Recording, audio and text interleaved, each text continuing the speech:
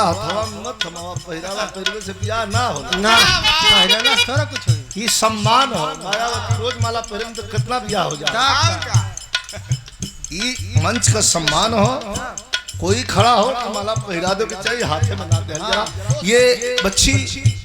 बहुत अच्छी गायिका बिग गंगा चैनल पर इसने अच्छे लोगों का पसीना छुड़ा दिया था प्रियंका माधुरी जरूर इसको सुनिएगा बहुत अच्छी गायिका है और हमारी शिष्या है अखाड़े की गायिका है भैया पंडित परशुराम जी की लेकिन हमें भी ये लोग अपने गुरु का दर्जा देते हैं बहुत बहुत शुभ आशीर्वाद एक लाइन आखिरी लाइन ई लाइन गवला के बाद ई लाइन गवला के बाद कवि जी के रहन आवे लागल कि मत लिखी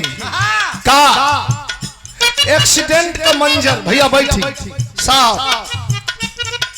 भैया बैठ जाइए आप बैठ जाइए एक्सीडेंट का मंजर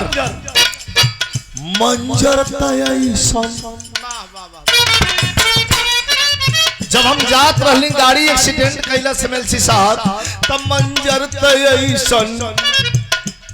रहल हमरे भैया का मंजर तयसन रहल हमरे भैया ना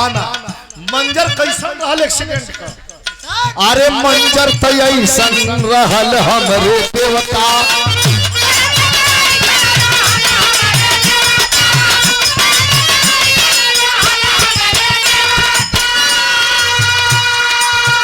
प्रबंधक नेता समाजवादी पार्टी और प्रबंधक भी और कलाकार भी हमारे भाई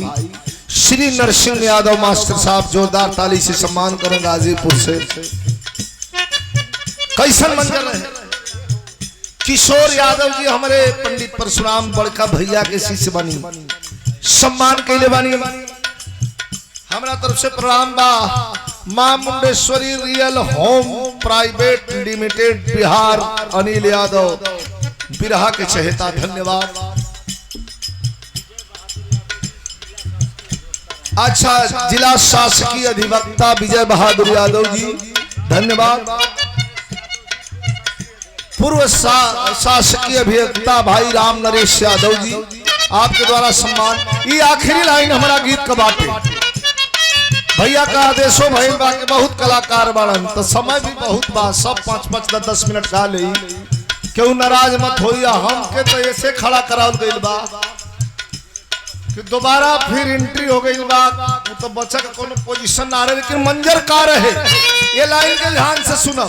अच्छा तो मंजर तयसन रहल हमरे देवता कैसन 13 तारीख की मंजर तो एक्सीडेंट से जोड़ ली मंजर तयसन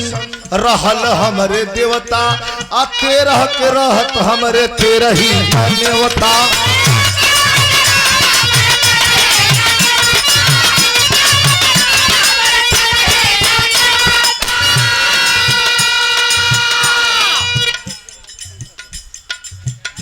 अखिलेश भैया का भाई वाणी शंकराचार्य क्या बात मंजर तैसन रहल हमरे देवता आई जन बीत गई है 13 तारीख 13 के रहत हमरे 13 ही करने होता लेकिन केहू ना बुझे गुरु का राज हो केहू ना बुझे गुरु का राज हो ये गुरु तो हरि शरण